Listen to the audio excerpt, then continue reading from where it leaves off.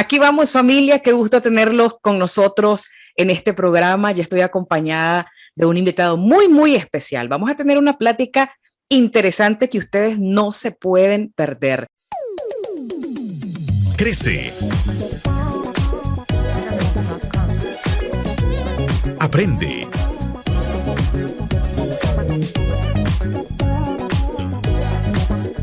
Y mejora en todas las áreas de tu vida.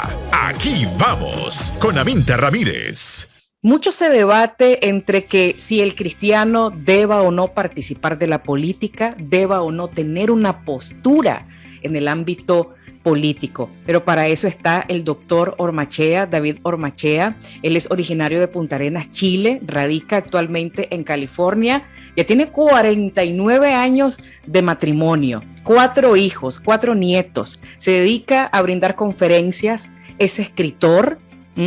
Y algo que nos llama muchísimo la atención es el contenido de sus libros, el contenido de sus escritos. El cristiano y su ética bíblica es uno de los libros que ha escrito, pero hoy vamos a hablar de uno de sus libros, el más reciente, El rol del cristiano en la política y la soberanía de Dios. Pero vamos a conocer muchos aspectos antes de ya comenzar a hablar de este reciente libro. Doctor, gracias por darme el privilegio de entrevistarlo. Aprovecho también la oportunidad para agradecer a Amarilis Rivera, una excelente comunicadora, por hacer esta bonita conexión. Bienvenido. Muy amable, muchas gracias. Un gusto compartir contigo y con la audiencia y feliz de poder expresar lo que el Señor me mandó a hacer, hablar con libertad de todo tema, porque la Biblia no solo que no ignora ningún tema, sino que nos ordena que entreguemos directrices a los hijos de Dios, no solamente para que la gente sea salvada, sino para que aprendan a vivir como salvados. Así que es un privilegio para mí siempre que puedo orientar a las personas y gracias por darme esta oportunidad.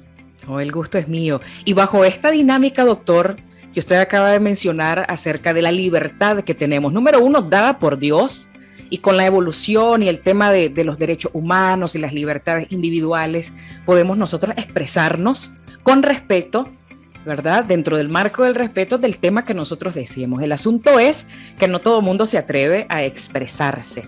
Ahora, dentro de esa dinámica de libertad se usan muchos términos para categorizar a las personas que hablan en pro de su libertad, como por ejemplo polémica, controversial.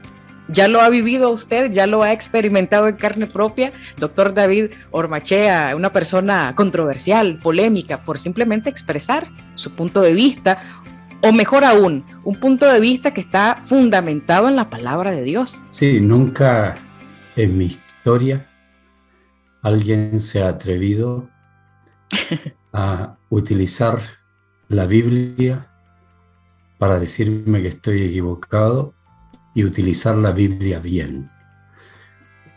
Mal usan la Biblia, tomando texto fuera de su contexto para tener el pretexto de atacarlo a uno, pero nunca han estudiado interpretación bíblica.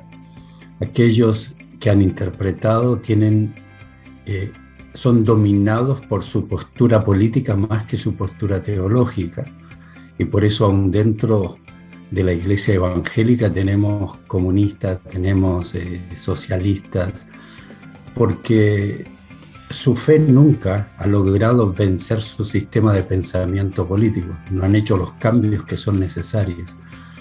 Entonces, sí, mi vida, yo comencé para muchos a ser polémico en mi adolescencia, porque yo comencé a predicar a los 15 años.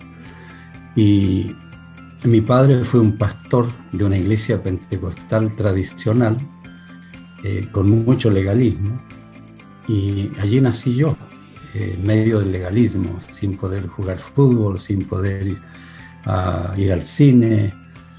Y cuando empecé a predicar a los 15 años, que mi padre ya me asignó la predicación en la congregación, mi mente comenzó inmediatamente a hacer un análisis. Tengo una mente muy analítica. Entonces hice un serio análisis y no podía predicar lo que todos los demás predicaban. Así que ahí partió mi primera lucha y tuve que empezar a predicar lo que yo creía sin mayor preparación teológica. Era más lógica que teología, pero era una lógica por sobre la ilógica del legalismo. Y entonces allí comenzó, de cierta manera, mi vida a ser un poco controversial dentro de la denominación donde estábamos.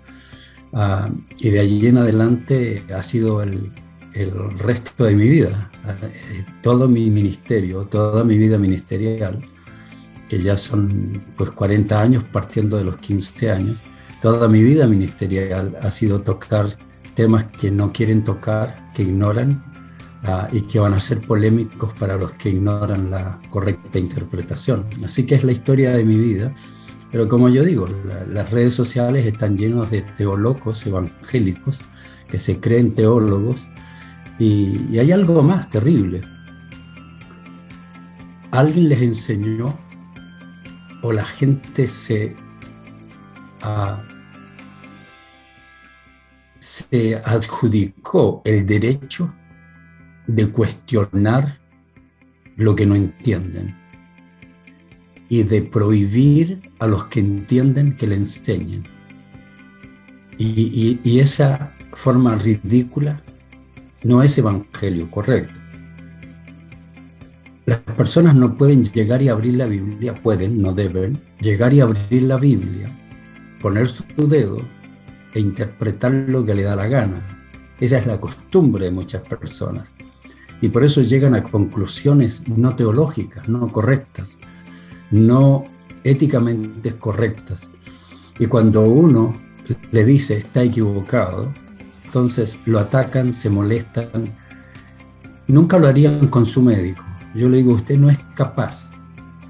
O sea, así como me ataca a mí, cuando su médico le diga, después de los estudios de años que yo he tenido, creo que usted tiene peritonitis. Y usted párese frente a él y dígale, usted está equivocado. Usted no tiene que hablar de peritonitis. ¿Usted por qué habla de peritonitis?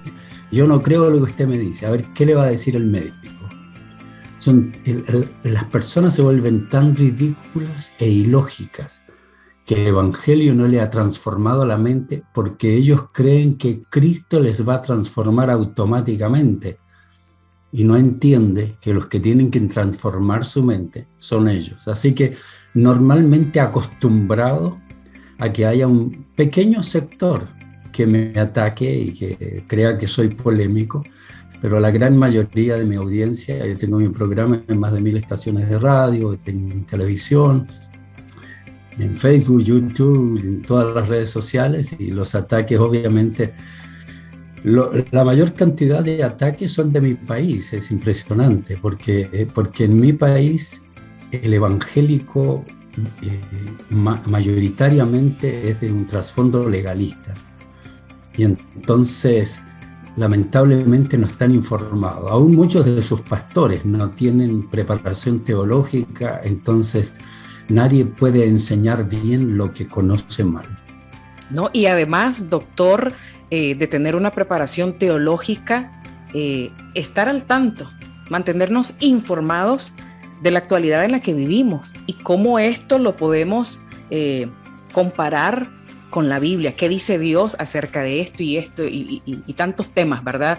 Y tantas cosas que están sucediendo hoy en el mundo que nos dejan sin palabras, una tras de otra. Y usted habla mucho acerca del liberalismo moral. Ya vamos a llegar por ahí, pero casualmente estaba mencionando que usted está activo en todas las redes sociales. Eso me parece fundamental, que una persona que expresa lo que expresa bajo la libertad que defiende también esté presente en las redes sociales. No solamente qué postura y la posición que debemos de tener en temas políticos como cristianos, sino también nuestra presencia en redes sociales, porque allí vamos a encontrar a una cantidad de personas que está esperando ser bien influenciada. Muchos utilizan las redes para mal influenciar, para desinformar, pero las redes sociales son un arma de doble filo, pero también son una herramienta positiva. En una de sus tantas conferencias, usted mencionaba, hablando de la falta de preparación teológica y en diferentes temas de actualidad. Por ejemplo, el sector cristiano, no generalizo, pero en su mayoría desconoce temas sexuales, mencionaba usted. El comportamiento sexual dentro del matrimonio, qué se debe, qué no se debe practicar, no se puede hablar, no se puede tocar ese tema porque es pecado. El tema del divorcio, la discriminación que sufren las personas que atraviesan por este duro proceso, porque es un duro proceso. Y usted decía, si el cristiano no domina estos temas, entonces nos deja entrever que tampoco domina temas que tienen que ver con la política, centrados en la palabra de Dios, ¿verdad? ¿Qué nos puede decir en referencia a eso que usted mencionaba? Bueno, una de las cosas más importantes dentro del pensamiento cristiano es que la Biblia debe ser nuestra única regla de fe y de conducta. Esto significa que todo lo que creemos acerca de la teología, de la doctrina, tiene que ser basado en la palabra de Dios, y todo lo que creemos acerca de la conducta del individuo tiene que ser basado en la palabra de Dios. Esa es una regla clave del cristianismo. Sin eso, dudo que la persona sea cristiana. Si la palabra de Dios no es su única regla de fe y de conducta, dudo que la persona sea cristiana. Por lo tanto, nosotros tenemos que tener una forma de medir nuestra vida en todas las áreas. Y cuando uno llega, yo nací en el Evangelio, así que pues, todos mis pensamientos, yo tuve que obtener la regla para medir mi legalismo, mi mala formación, y para poder entender cómo no cometer pecados que eran típicos de uno cuando va creciendo.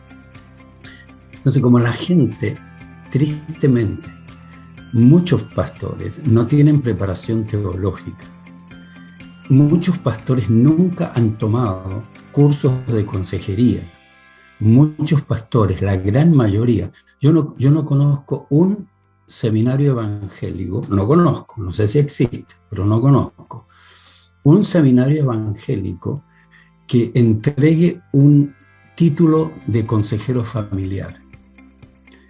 Los pastores, cuando van a cursos de teología y se gradúan, tienen por aquí un curso de matrimonio, por allí, eso es todo. Pero como carrera no he visto que exista. Mi profesor Gary Collins, mi profesor de consejería, decía, el pastor no tiene la opción de aconsejar o no aconsejar. El pastor tiene la obligación de hacerlo. La única opción que tiene es hacerlo con o sin las herramientas. La mayoría lo hace sin las herramientas. Entonces, imagínate las personas siendo aconsejadas sobre sus problemas matrimoniales por una persona que nunca ha tenido entrenamiento en asesoramiento familiar, ni tampoco en teología. Entonces la gente permanece en la ignorancia, y la forma de mantenerlos en la ignorancia es el otro lado, es espiritualizar la vida y hacer creer a la gente que Dios es el encargado de vivir por ellos, que Dios es el que tiene que suplirle a dinero. Si le mandan dinero al pastor, Dios tiene que suplirle, aunque haya sido un desastre en su economía. Pero Dios tiene que darle bendiciones al individuo, aunque ha sido un fracaso en su manejo económico, pero si manda ofrenda, Dios le va a arreglar el problema. Entonces, ese sistema espiritualizado, el sistema legalista, el mantener a la gente en la ignorancia, no por maldad, muchos, algunos sí por maldad, pero muchos porque ellos mismos ignoran. Y nadie puede enseñar bien lo que conoce mal. Entonces, durante la pandemia yo comencé con una congregación virtual, porque cuando yo quedé en la misma crisis que todos, yo por muchos años yo no vivía de ofrendas. Yo siempre decía, no, yo no voy a vivir de ofrendas, yo voy a las iglesias a dar una conferencia y en vez de darme ofrendas de amor me dan ofrendas de odio. Así que yo no puedo vivir de esa manera. Entonces yo hace muchos años, creo que fui uno de los primeros o el primero, que comencé a cobrar honorarios por mis conferencias. Y ya sabes, de allí se armó una tremenda controversia, que cobra el evangelio, que mil cosas. Pero la determinación, cuando yo entré en la crisis producida por la pandemia, yo estaba preparado. Sí, el problema más grave es que la gente no estuvo preparada para la crisis y crearon una crisis peor. Y un día después de que yo no podía viajar, no tenía ingresos por mis conferencias, estaba viviendo de mis ahorros, agarré mi teléfono y hice un Facebook Live. Y empezaron 1, 100, 200, 500, 800, 1000, 1500, 2000 y seguía para arriba en un ratito. Me di cuenta de la necesidad de las personas, porque la gente tuvo una crisis más grande por la ignorancia que vivía. Cuando tú creces en una iglesia en que te predican lunes, martes, miércoles, jueves, viernes, sábado y domingo prosperidad, y nunca te enseñaron sobre vida sexual, si nunca te enseñaron sobre vida matrimonial, y ahora no te enseñaron a criar a tus hijos, y ahora te encierran con tu esposa 24/7 y con tus hijos, y no tienes ingresos, tú no tienes manera de saber vivir porque estás en la ignorancia. Entonces, lo más importante para mí es entregar las directrices apropiadas. Yo tengo que investigar profundamente, como tú dijiste. ¿Por qué vamos a seguir hablando de problemas que vivieron los discípulos cuando los problemas hoy tienen otro tinte, son diferentes? Y como ministro tengo que prepararme para el aquí, para el ahora. Los problemas de pecado son tan antiguos como antiguo el hombre, pero los problemas políticos, los problemas éticos, los problemas sociales, los problemas económicos tienen matices distintos y yo como líder tengo la obligación de enseñarle a la gente, le guste o no le guste. Yo recuerdo una anécdota de alguien que iba a estar en Guatemala, iba a una zona indígena que se llama Santiago Atitlán, iba a dar una conferencia allá. Y entonces me pidieron una parte que dé una conferencia sobre el cristiano y la política.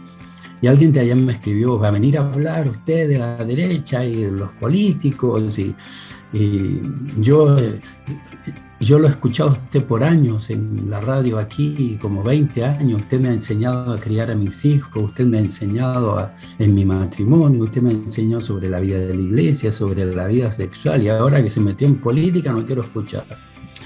Yo le contesté, querida, me metiste para criar a tus hijos, me metiste en tu matrimonio, me metiste en tu congregación y me metiste a la cama para enseñarte sobre sexo. Pero cuando se trata de enseñarte de política, se acabó la persona que enseñaba bajo los mismos preceptos. Y esa es una mentalidad tan ridícula dentro del pueblo cristiano que lamentablemente pues va disminuyendo pero lentamente. Quiero aclarar, porque mencionaba el aspecto del divorcio y usted ha defendido y sigue defendiendo los principios del matrimonio, ¿verdad? La conservación del matrimonio, pero ¿cómo se canalizan o cómo se tratan estos asuntos? Porque son reales, porque suceden, ¿verdad? Pero bueno, llegando a este punto crucial y que yo creo que es, doctor, la controversia mundial. ¿Soy de izquierda o soy de derecha? Y ya que lo mencionó, ¿en qué tendencia tenemos que estar? Supuestamente. Hay cristianos que son socialistas, usted lo mencionó también. Hay cristianos que dicen, yo soy de derecha. Porque si soy cristiano, debo de ser de derecha porque soy conservador. Pero ¿conservador por partido político o conservador por naturaleza, por la naturaleza cristiana en sí? Entonces, ¿cuál debería de ser la postura para quienes nos están viendo y tienen esa, doctor, esa incógnita y esa lucha? Y yo le mencionaba detrás de esta plática, antes de esta plática al doctor, cómo uno ve los conflictos, las diferencias de opiniones en las diferentes plataformas sociales, pero hay una que yo le digo el hervidero, que es Twitter. Entonces usted entra ahí y es otro mundo. Hay personas que tienen el valor de comentar con su perfil real y hay muchos otros personajes que se esconden detrás de un perfil falso, pero opinan y expresan cualquier cosa, sea positiva, sea negativa, y de repente nos sentimos arrastrados por esa corriente de que si tengo alguna posición política, tengo que ofender a todo el mundo, tengo que expresar mi libertad, y como yo defiendo mi libertad, tengo que irme en esa corriente. Pero bueno, ¿puede ser un cristiano de izquierda o de derecha? Hay que explicar una serie de cosas que yo las he estudiado profundamente. Primero, el mundo está dividido entre izquierda y derecha. Esa es la verdad. Tienes izquierda, tienes derecha, tienes extrema izquierda, extrema derecha, tienes centro izquierda, centro derecha. El mundo está dividido entre izquierda y derecha. Antes, las divisiones eran mucho más claras, porque habían divisiones en términos económicos, de forma de gobierno, de la propiedad privada. Hoy, las cosas están muy mezcladas. Entonces tenemos una horrible izquierda con pensamientos anti-Dios, anti-ética bíblica. Todo lo que toca al izquierdismo lo destruye, lo daña, todo, absolutamente todo. Así que tenemos un mundo de izquierda extremo ahora, que ya el extremo izquierda no es las armas. Hoy la extrema izquierda es la extrema inmoralidad. Desde el punto de vista bíblico, es la extrema inmoralidad. Todo lo que toca a la izquierda lo daña. La vida sexual, no hay solo hombre y mujer, el matrimonio, somos iguales, hombre y mujer, puede casar hombres, mujeres. Sexualidad, practique antes del matrimonio, no hay problema, le damos condones, si le falla el condón, la píldora el día después, si le falla la píldora el día después, el aborto. Toca el mundo de la iglesia. Yo ayer estaba escuchando un reportaje de una iglesia, Covenant Church, creo que tal vez en Washington o algo por allí, que es una iglesia totalmente izquierdista, sus principios son totalmente izquierdistas. Todo lo que toca la izquierda lo daña. Tenemos un pensamiento extremo inmoral de la izquierda. Y tenemos una derecha mala. No es la derecha antigua, tradicional, ¿cierto? Porque si tú buscas derecha en las definiciones, son los que creen los valores conservadores. Y los valores conservadores partieron de la ética bíblica, porque todo este asunto, ¿cierto?, de pensar conservadoramente viene de la Reforma. En la Reforma se hablaba de todo, se entregaban directrices sobre política, vida sexual, economía. No había ningún problema allí, porque los reformadores sabían que tenían que entregar directrices a la gente. Y entonces, ¿de dónde nació el capitalismo? Del cristianismo. Propiedad privada, responsabilidad personal, gobierno pequeño, todo nace de los principios y valores cristianos. Ahora, tenemos lo que ellos llaman la extrema derecha. ¿A quién le llaman la extrema derecha ellos ahora? Le llaman a los que no creen en el aborto, en el matrimonio homosexual. Así que nosotros somos extremistas de derecho dentro de la definición que existe mundialmente. Así que mundialmente existe eso, izquierda y derecha. Hoy más confundidas que nunca, porque hoy ya la derecha tradicional no existe casi. Muy pocos tenemos en Chile, por ejemplo, un candidato a la presidencia que yo apoyé directamente, José Antonio Kast, ¿cierto? Quien es un católico que vive su fe, que practica sus principios, que es capaz de pararse frente al pueblo chileno y decir: si usted cree en el aborto, no vote por mí. Y perdimos en las últimas elecciones. Así que ya la derecha no es lo de antes. Si alguien piensa así, como un Bolsonaro o como un José Antonio Kast, ya, estos son de extrema derecha. Entonces, el mundo en sí está dividido en dos sistemas de pensamiento que tienen variedades. Pero luego, el cristiano no es ni derecha ni de izquierda, porque no encaja en ninguno de los dos lados completamente. No encaja en ninguno de los dos lados completamente.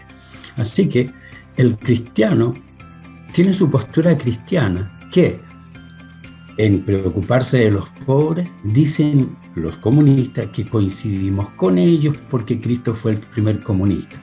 Ya, coincidimos en nuestra preocupación por los pobres, pero no en las soluciones. Nosotros como cristianos creemos que la solución de la pobreza no es darle dinero a la gente, sino entregarle valores y principios para que dejen de meterse en drogas, en sexo prematrimonial, para que no tengan dependencia, para que cuiden a su familia bien, para que lleguen a la hora del trabajo, para que es entregar principios. Yo le digo a la gente, yo soy exitoso en mi vida y he vivido bajo gobierno de derecha, de izquierda, nunca ningún gobierno me ha sacado de la pobreza. Lo que me sacó de la pobreza fueron mis valores y principios cristianos, fue mi Cristo, fue el Evangelio transformador, conocido y vivido.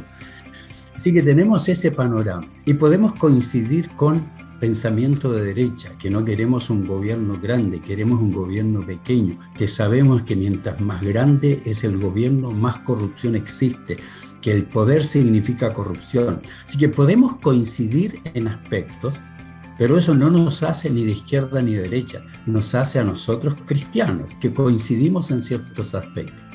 El siguiente piso es el siguiente. Si yo voy a participar en el mundo político, ¿cómo participo? Bueno, si un país tiene más partidos políticos que habitantes, entonces uno tiene que saber dónde se va a ubicar.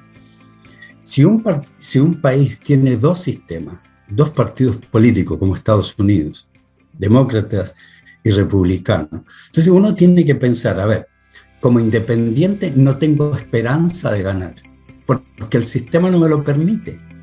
En Chile un independiente no tiene esperanza de ganar porque lo arrastran los votos de las otras personas. Así que un independiente no va a ganar.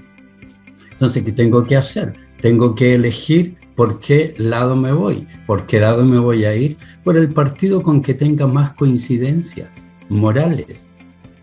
Y si nunca voy a encontrar un partido en que tengamos total coincidencia, ni siquiera con un partido político cristiano en el cual yo no creo. Pero nunca vamos a tener total coincidencia. Por lo tanto, yo tengo que determinar cuánto coincido. En mi caso, aquí en Estados Unidos, yo coincido más con el Partido Republicano que con los izquierdistas demócratas. Así que yo, si participara aquí, participaría con los republicanos. ¿Cómo lo haría? Señores, yo participo, soy republicano, pero estas son mis condiciones. Yo voy por el partido porque me permite entrar en el poder político, en la lucha política, pero cuando se trata de votar, yo nunca votaré en bloque. Yo voto mi conciencia.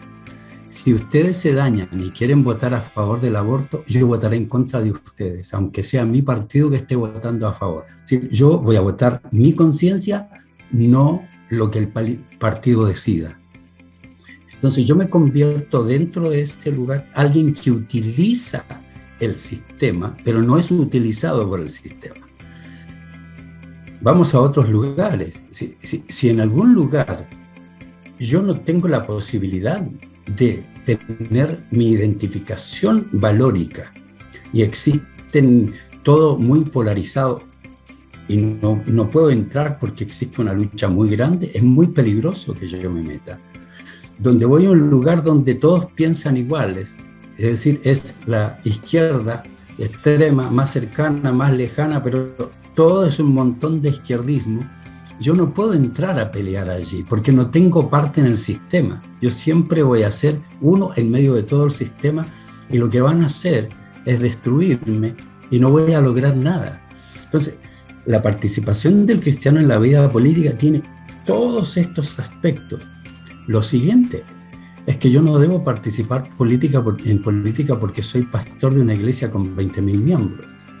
Yo tengo que tener carrera, yo tengo que prepararme, yo tengo que ser un profesional que voy a participar en la vida política para ir a dar soluciones basadas en principios y valores.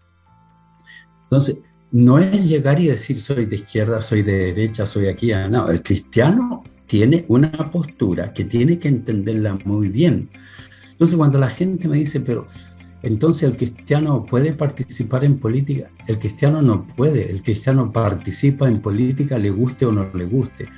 Si entendemos la política en la definición más amplia, todo tiene una definición más pequeña o más amplia, ¿cierto?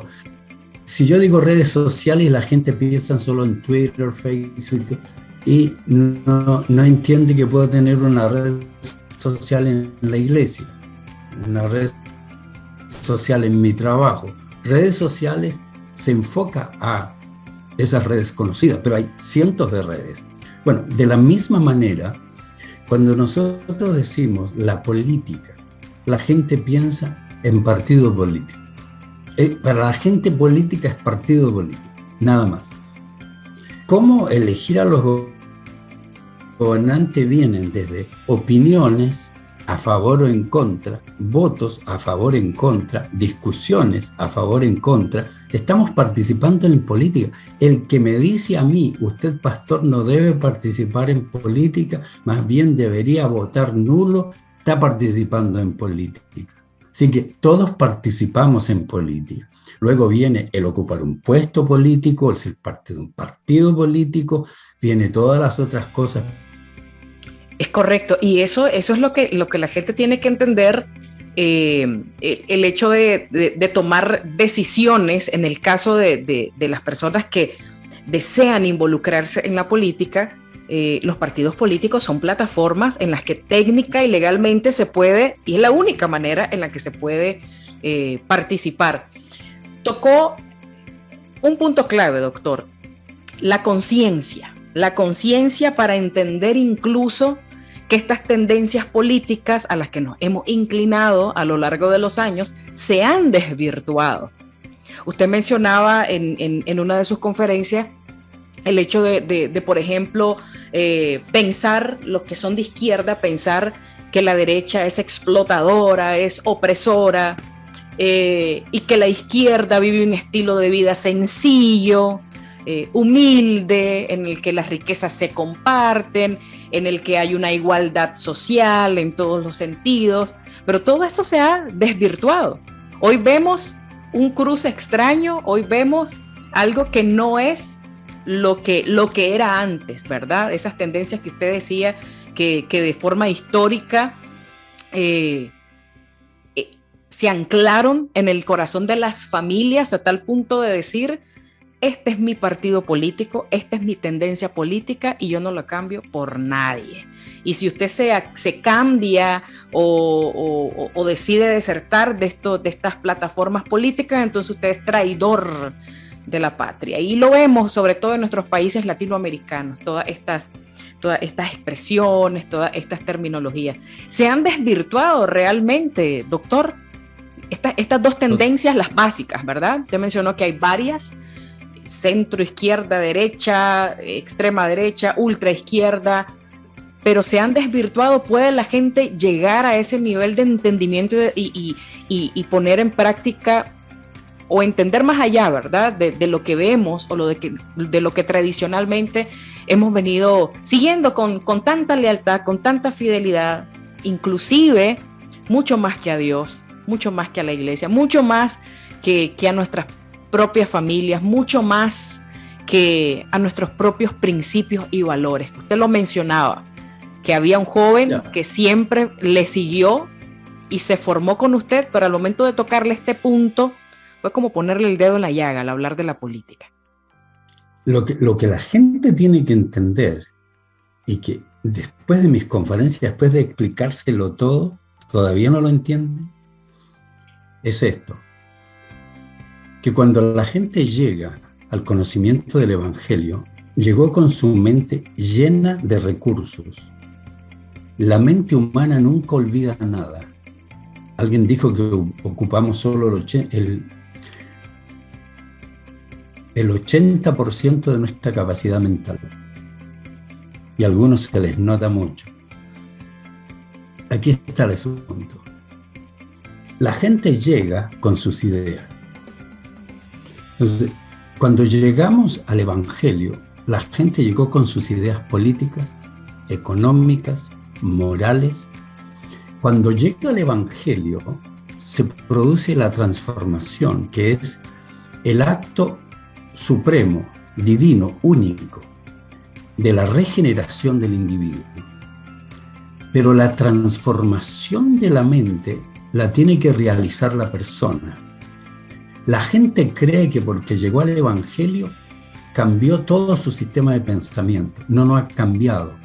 La gente va a seguir pensando lo que pensaba, a menos que asista a una congregación saludable, donde hayan líderes bien preparados, dispuestos a enseñarle en todas las áreas de su vida, y que la persona determine aplicar la verdad. Yo tengo este principio: una verdad enseñada, admirada, aplaudida, cantada, declarada, no sirve para nada. Lo que sirve es la verdad aplicada. Así que aquí están las situaciones. Yo como pastor tengo la obligación de tocar la conciencia de los individuos. Tú hablaste allí de la conciencia. Yo tengo que tocar la conciencia de los individuos. Los izquierdistas evangélicos me atacan a mí diciendo que yo manipulo la conciencia de la gente. En mi país, que es el que más conozco, pero es generalizado, los jóvenes evangélicos pentecostales tradicionales, aquellos que no le permitían jugar fútbol ni ir al cine, ese tipo de joven hoy se fue al otro extremo, a iglesias anglicanas, presbiterianas y liberales morales que permiten a un ministro homosexuales. Algunos están emigrando allá porque salieron del legalismo y encontraron aquí libertad según ellos, pero es libertinaje. Ese tipo de jóvenes y esos tipos de congregaciones dicen que yo manipulo la conciencia. ¿Por qué? Porque le digo a la gente por quién votar. Entonces, yo manipulo la conciencia, dice. Mi pregunta es, ¿manipulo la conciencia cuando le digo a la gente que no puede ser homosexual? ¿Manipulo la conciencia cuando le digo a la persona que el adulterio es pecado y que no debe participar en él? ¿Manipulo la conciencia del joven cuando le digo que no puede tener una vida sexual prematrimonial? Yo no he manipulado su conciencia. Yo estoy predicándole la verdad. Porque aquí está el enredo que no entienden sobre la conciencia. La gente dice, si tu conciencia no te acusa, Dios tampoco. Un momentito. ¿Qué es la conciencia? La gente no sabe lo que es la conciencia. Y Dios dio conciencia a todo ser humano. Y es aquella herramienta que Dios nos da para que nos sintamos acusados o afirmados en lo que hacemos. Pero la conciencia no tiene principios. Eso es lo que la gente no entiende. La conciencia no tiene principios. La conciencia es como un espejo. Aquí está Dios, y entonces Dios nos dice, aprendan ustedes que no deben tener relaciones sexuales, que es pecado la fornicación. Un pastor me enseña, yo aprendo, tengo ese principio en mi conciencia, y ese principio viene a este espejo que se llama conciencia. Y la conciencia ahora me acusa de lo que yo he aprendido. No me puede acusar de lo que no he aprendido. Hay una conciencia, un grado elemental que acusa aún a los niños que no han aprendido casi nada. Pero la conciencia es un reflejo de los valores que yo tengo, y su papel es acusarme de lo bien o mal que estoy haciendo. Entonces, cuando la gente cree que uno no tiene el derecho de decirle, es porque no entiende que tiene que borrar lo que ha estado en su sistema de pensamiento. Y cuando yo hablo de el comunismo, me dicen, ¿por qué habla tanto del comunismo? Oh, muy sencillo, porque el comunismo es ateo, anti-Dios, anti-ética bíblica, como sistema de pensamiento. Hay comunistas que creen en Dios, no son comunistas completos, pero dicen creer en Dios. Pero el sistema de pensamiento comunista es anti-Dios, es anti-ética bíblica, es anticristianismo, quiere que desaparezca el cristianismo del mundo público. el sistema comunista quiere una igualdad indebida, el marxismo quiere implantar un nuevo sistema inmoral porque no hay moral absoluta para ellos, solo creen en moral relativo, el hombre elige su moralidad, ese como sistema, y este como sistema es totalmente intolerante de cualquier otro sistema. Y antiguamente mataban a la gente porque no creían en ellos, ¿cierto? Más de 100 millones de personas asesinadas por el comunismo mundial, no en guerras, sino por no aceptar su ideología de pensamiento. Y cuando yo hablo de este sistema, estoy hablando de un sistema extremo.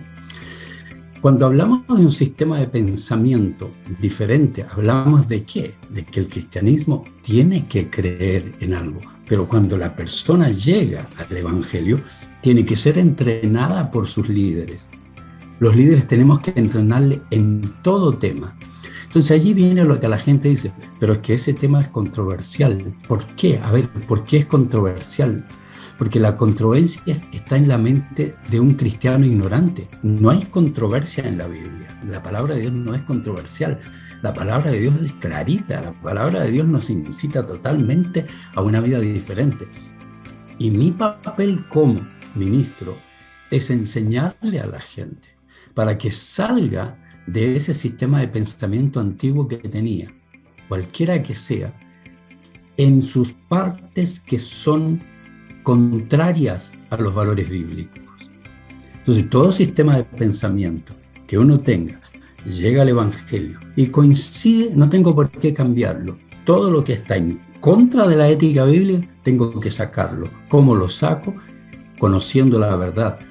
Si Dios hubiera querido que cada persona abra su Biblia y entienda la verdad, que fue escrita en otro tiempo, en otros idiomas, que fue escrita no para nosotros directamente, que fue escrita para sus tiempos y por extensión para nosotros. Y tenemos ahora que sacar elementos culturales, tenemos que sacar poesías, tenemos que sacar proverbios y meter todo dentro de la doctrina y entender el pensamiento para nosotros. Eso no lo hace cualquiera. Por eso Dios determinó llamar a determinados individuos a quienes les dio dones, talentos y la obligación de prepararse para que podamos llevar a las personas. Dice, la palabra de Dios nos fue dada para instruir, para corregir en justicia, a fin, este es el fin, de que el hombre de Dios sea maduro. Y a los siervos de Dios nos dice que hay apóstoles, profetas, pastores, maestros, a fin de perfeccionar, que los santos maduren. Entonces, el encuentro es este, un líder maduro, íntegro, que conoce la verdad, vive la verdad, enseña la verdad, defiende la verdad, para enseñar a la gente que llega con su sistema de pensamiento y tiene que cambiarlo. Esa persona no tiene ningún derecho de pararse frente a mí si nunca ha estudiado interpretación bíblica, ni griego, ni hebreo, y no sabe nada, con qué cara se para frente a mí para decirme, usted no debería estar hablando de política. Yo creo que usted está pecando. ¿De dónde salió aquello? Eso es lo que ha llevado a que la gente se mantenga en la ignorancia. ¿No? Y todo, absolutamente todo lo que vemos alrededor son decisiones políticas, desde la calle en la que caminamos, desde las políticas públicas, el sistema educativo que rige a mis hijos, el sistema económico, todo absolutamente tiene que ver con la política, que es el arte de gobernar y no la politiquería, como digo yo en otras intervenciones, que es algo muy, muy diferente. Y si no nos involucramos de una manera sana, y obviamente si el escenario nos lo permite, porque hay países en el que resulta muy complejo querer participar por otras situaciones de inseguridad, de peligrosidad. Sin embargo, debemos de tener la esperanza de esperar el momento adecuado para poder hacerlo. Pero si en sus países no tienen este tipo de complejidades, este tipo de amenazas, y viven en una democracia imperfecta, pero al fin de cuentas cuentan con una democracia para elegir, para participar, yo creo que debemos de hacerlo ya. El libro El rol del cristiano en la política y la soberanía de Dios es el escrito más reciente del doctor y se centra en un libro que es muy interesante de la Biblia. Es una novela, es mejor que una novela, diría yo, como es la historia de la reina Esther. Y yo creo que ahí está el eje principal de este libro. Y quisiera que por favor nos comentara por qué pone de ejemplo en su libro toda esta historia de Esther, que involucra también a otros personajes, no solamente a ella, para que pudiera entender que era su momento de ejercer influencia, su momento de hacer lo correcto, pasar por lo que tuviera que pasar. Cuando yo empecé a hablar de política, como cuando he empezado a hablar de muchos temas, mi primer tema controversial para la gente fue una puerta llamada divorcio. Cuando empecé a hablar sobre el divorcio, me di cuenta que la gente divorciada era irrespetada, ignorada, maltratada dentro de los templos. Y un asesino que se convertía podía llegar y ser diácono a un pastor, pero un divorciado no se convertía y seguía con el estigma toda la vida. Así que escribí mi libro Una puerta llamada divorcio, y el título era para que llame la atención, a ver si la gente creía que le estaba entregando una puerta facilita para terminar su relación, lo que es una mentira. La puerta llamada divorcio es que sí, Dios provee de una puerta de escape para situaciones extremas, que el divorcio no es un plan divino, es una, como dice John Stott, es una concesión divina para una falencia humana, para una falla humana. Si Dios permite que las personas que asesinaron o que adulteraron tengan restauración, también lo debe permitir el divorciado. Ese fue mi punto. Las tres cosas son tocadas en el mismo tema por Jesucristo: divorcio y también adulterio y también asesinato. Le sacan el tema del divorcio y se dedican a los demás, pero los divorciados lo ignoraban. Bueno, fue muy controversial mi libro. Hoy es el texto de estudio en muchos institutos bíblicos. Luego comencé a hablar sobre el tema de la mujer, el maltrato a la mujer. También me condenaron, me criticaron, prohibieron escuchar mi programa, que estoy sacando los trapitos de la iglesia al sol y que el mundo va a odiar a la iglesia. No, el mundo no va a odiar a la iglesia, el mundo odia a Dios siempre. Así que yo no puedo esconder verdades. Y escribí mi libro Cartas a mi amiga maltratada, que también fue rechazado al inicio. Hoy muchos gobiernos lo han utilizado para sus políticas de ayuda a la mujer maltratada. Después comencé con abuso infantil, luego con la vida sexual, lo que Dios permite y provee en la vida sexual matrimonial, y siempre han sido libros para la gente controversiales, pero al final entienden. Luego escribí El cristiano y su vida cívica, que no lo he publicado, El cristiano y su vida política, que no he publicado tampoco, y El cristiano y la ética bíblica, que tampoco he publicado, los tengo escritos en audio y los enseño. Pero entonces, cuando yo hablaba de mi serie, El cristiano y su vida política, pastores y otras personas decían, pero es que no menciona muchos versículos bíblicos, porque hay libros que no quiero escribir llenos de versículos bíblicos, porque quiero que lleguen no solo a los evangélicos. Y la gente tiene la errónea idea de que si se menciona un versículo bíblico es bíblico. Entonces yo le digo a ellos, entonces cuando usted va al médico y el médico le dice, ¿sabe qué? Usted tiene un problema de vesícula. Usted se pone a cuestionar, ¿y cómo sabe eso? Entonces el médico va a tener que decirle que yo estudié tantos años y además en el libro de medicina del autor tal, en el capítulo tal, en la página tal, en el párrafo 5 dice que usted tiene un problema de vesícula. Su médico nunca hace esto. Bueno, ¿por qué creen que si yo le digo en Proverbios capítulo 3 versículo 5 dice esto, por lo tanto usted tiene que hacer esto? ¿Por qué creen que eso es bíblico? Yo puedo mencionar toda la Biblia y predicar una herejía. Puedo no mencionar la Biblia y predicar una verdad. De hecho, el libro de Esther no se menciona a Dios, pero Dios está en cada palabra del libro. Por lo tanto, cuando me empezaron a atacar, yo dije, yo tengo que escribir algo que tenga total fundamento en lo que la gente espera. Entonces empecé a buscar, pensé en escribir sobre Moisés, Abraham, que recibió órdenes, ¿cierto?, de una nación, que le iban a entregar una nación. Moisés, que tuvo que pastorear y ser político y que tuvo que llevar a más de 2 millones de personas, que tuvo que crear políticas, que Dios le entregó leyes y mandamientos para que haya una política económica, política moral. Entonces, a ver, dije, voy con Nehemías, ¿con quién voy? Esther. ¿Por qué? Ya te voy a explicar por qué. Dije, pero tengo que tener otro libro del Nuevo Testamento para convencer a los que dicen, pero eso en el Antiguo Testamento. Bueno, vamos al Nuevo Testamento. Entonces elegí el libro de Judas y escribí mi comentario sobre Judas. Y Judas dice, en un capítulo, el único capítulo de la Biblia y el único libro dedicado a la defensa de la fe. Y Judas dice, se van a meter en sus congregaciones, en sus coinonías, personas que son nubes vacías, sin agua. Estas personas se meten entre ustedes para abusar de la gracia, para justificar comportamientos inmorales. Y dice, yo quería escribirles a ustedes acerca de la salvación que compartimos, pero el Espíritu Santo me llevó a que les escriba sobre la defensa apasionada de la fe que tienen que tener.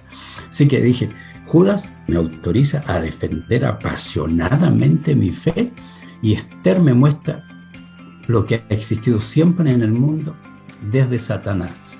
¿Qué pasó con Satanás? Satanás le dijo a Eva, ¿con que Dios te dijo eso? No. Lo que pasa es que Dios no quiere darte la libertad de que tú elijas y seas como Él. Entonces no le creas a Dios. Créeme a mí que si tú haces lo que Dios te dice que no hagas, vas a tener la capacidad de comenzar a elegir tú qué es lo bueno y qué es lo malo. Esa historia es el inicio de todo el mal. Llegamos a Esther. Y en Esther encontramos que hay un hombre que se llama Amán, que se acerca al rey para decirle esto. Rey, en nuestra nación tenemos un pueblo que no se sujeta a nuestras leyes, que no te hace caso, que tienen sus propias leyes, sus propios decretos y crían a su familia como ellos quieren. Igual que ahora. Ese pueblo, exactamente, ese pueblo tiene que morir. Y entonces el tipo político, corrupto, tenía mucho ahorrado, porque era un bandido seguramente. ¿De dónde sacó tanto dinero? Y dijo, yo entrego todo ese dinero para que se combata esto y los exterminemos. Y el rey dijo, sí, no hay problema, ahí está el decreto, hay que matarlos. Dios, y aquí está la parte, cuando yo conecto la realidad política de una nación, las personas que tienen que participar, los enemigos de la fe y la soberanía de Dios. Entonces yo llego a un momento, como decían en Chile antiguamente, Dios me dejó marcando ocupado. Mi mente quedó pip, pip, pip, pip. Esto no lo entiendo. Porque ¿cómo un Dios que prohibía el matrimonio mixto entre judíos con los paganos le permite a una chica casarse con un rey pagano asesino? ¿Quién lo entiende? Bueno, Dios es soberano. Para Él cumplir sus propósitos eternos, utiliza elementos secundarios que, aunque para nosotros pueden ser controversiales, Él los utiliza para un fin mayor. Y Dios entonces permitió que Esther gane un concurso de belleza por primera vez, manteniendo sus principios. Yo participo estamos hablando de una chica huérfana de padre y madre, criada por su primo, Mardoqueo, solo creo que 10 o 15 años mayor que ella, nada más. Y esta chica se para allí y dice, no, yo sí participo, pero estas son mis condiciones. Yo no quiero esto, no quiero esto.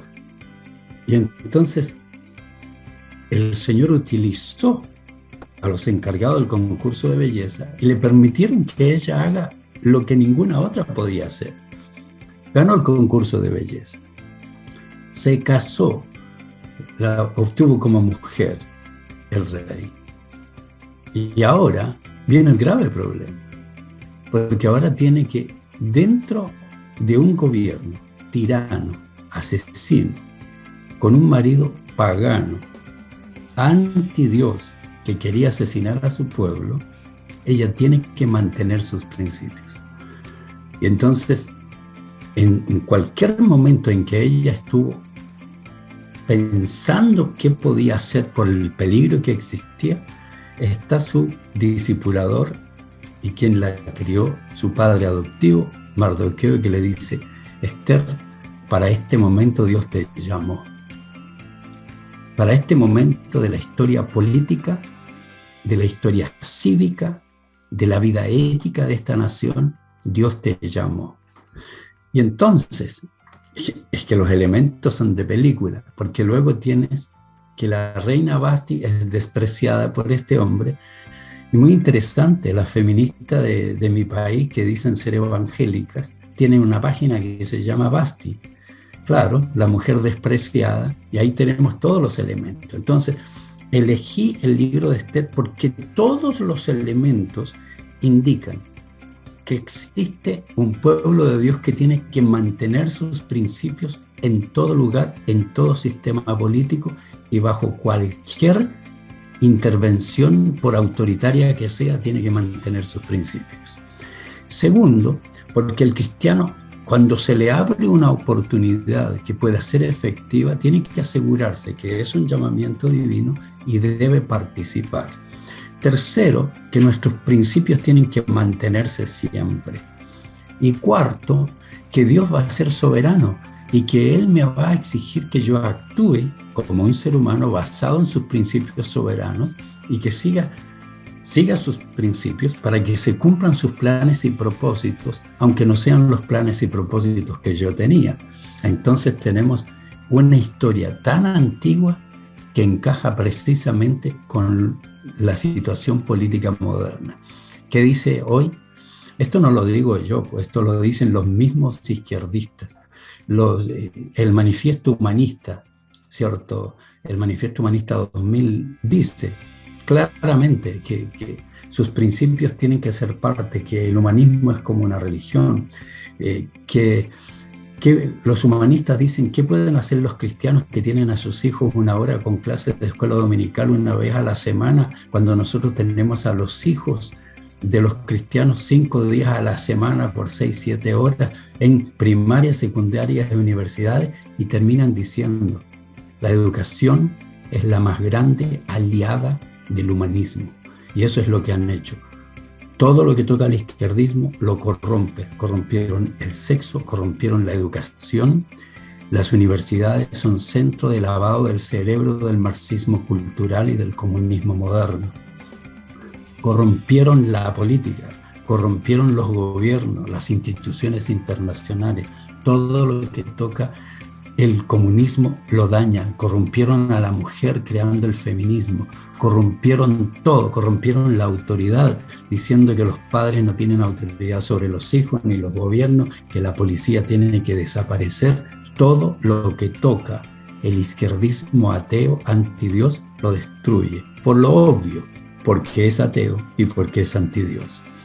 No, y muchos se atreven, doctor, incluso a usar el tema de Dios para manipular a las poblaciones. Hay algunos que cruzan la línea y entonces la gente se deja llevar, se deja arrastrar, pero el tema de la conciencia que usted mencionaba, independientemente si yo tengo claro que esa tendencia política es enemigo de la fe, por ende enemigo de Dios, también tengo que diferenciar cuando con sus pronunciamientos mencionan a Dios, pero sus hechos son otros.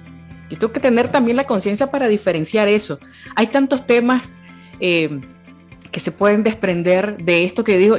Esto ya no fue entrevista, doctor, esto fue un estudio profundo y nos quedamos cortos. Yo sé que usted tiene muchísimo más para compartir brinda conferencias muy profundas, muy amplias, muy detalladas, en los que uno siente que el tiempo se le va volando, ¿verdad? Se va como agua entre las manos.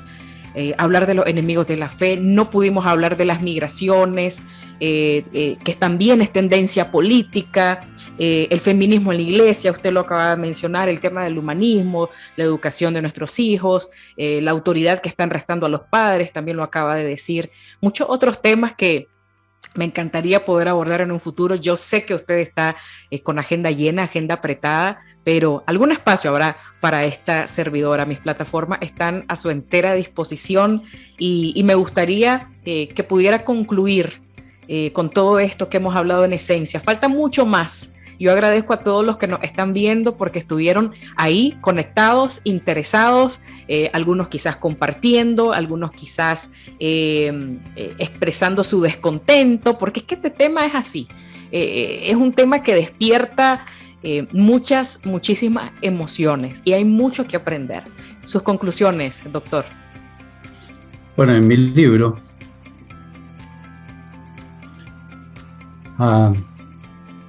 me encantan el final. Porque el último capítulo es solamente, creo que son como 3-4 versículos. El último capítulo del libro. Y me encanta porque allí dice que Mardoqueo llegó a ser, aquí, esto es lo que dice, Mardoqueo el judío. Es como haber dicho en un gobierno anti-Dios, David Ormachea el cristiano. Odiado, Mardoqueo el judío llegó a ser segundo después del rey. Y luego dice, y fue amado por su pueblo. Y fue amado por los demás. La razón es esta, porque se dedicó a enseñar cómo vivir con Dios a las siguientes generaciones. Esa es una inmensa responsabilidad que tenemos. Esa es mi responsabilidad. Así que el libro de Esther es extraordinario porque me enseña cómo Dios es soberano, pero Dios ha decidido utilizar a los humanos para sus propósitos soberanos. Y yo estoy convencido que estoy siendo utilizado por Él, me preparo, tengo la responsabilidad de hacerlo para poder hablar con completa libertad, para que el pueblo de Dios salga de la ignorancia escritural. Lo peor que puede hacer una persona es mantenerse en la ignorancia.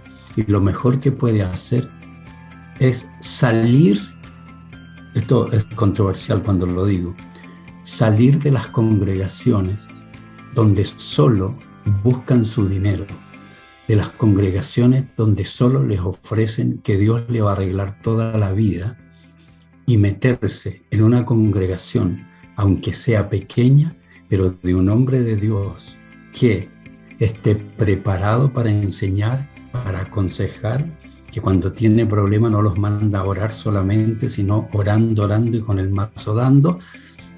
Una congregación que aunque sea pequeña, sea de un hombre de Dios que ama la verdad, que vive la verdad con integridad, que sabe interpretarla, que sabe enseñarla y que sabe defenderla.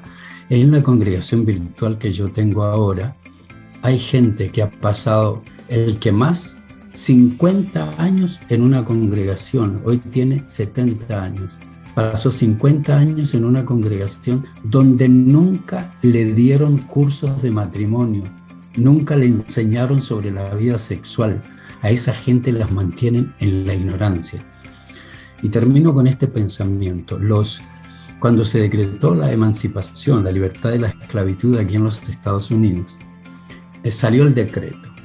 Bueno, no habían redes sociales, así que el decreto demoró en llegar a muchos lugares. Las personas eran libres, pero no sabían. Pero había otro punto importantísimo, que era este. Algunos nunca supieron que fueron libres. Y otros Los dueños de esclavos tenían un dicho: mantén al esclavo en la ignorancia y será siempre tu esclavo. Tristemente, es verdad en ciertas congregaciones. Las personas que se quedan en lugares donde no han aprendido nada, donde pasan solo orando, cantando, llorando, sirviendo, ofrendando, diezmando, pero no saben vivir, no están siendo entrenadas, están siendo mantenidas en la ignorancia. Y yo le digo a esa gente: busque una congregación saludable. La prueba es que sí, en la pandemia no tuvo herramientas para poder enfrentar sus problemas familiares, sus problemas matrimoniales con los hijos, laborales, sociales, éticos. Usted no fue enseñado y necesita ser enseñado, y tiene que buscar hombres de Dios que le enseñen.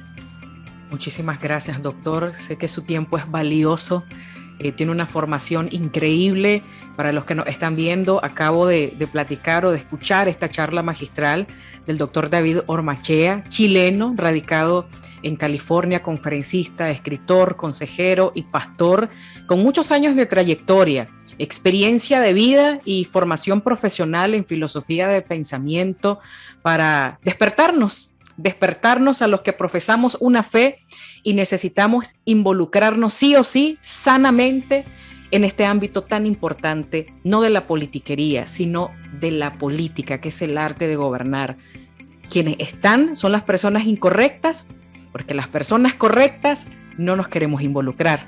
Así que, si en la medida de lo posible en sus países ustedes encuentran la manera de poder hacerlo, tenemos que hacerlo y prepararnos previamente con mucha paciencia, con mucha esperanza para tener dominio de temas de actualidad. Yo le agradezco, doctor, nuevamente su valioso tiempo. Gracias a Marilis Rivera nuevamente por crear esta bonita conexión.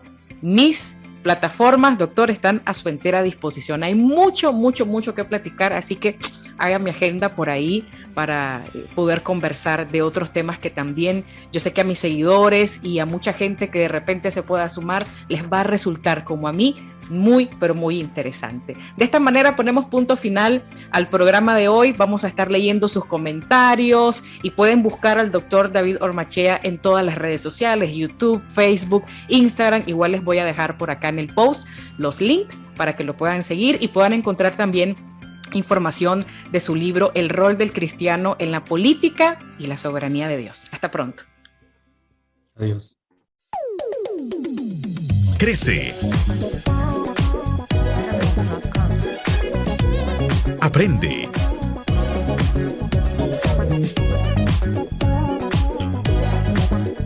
Y mejora en todas las áreas de tu vida. Aquí vamos con Aminta Ramírez.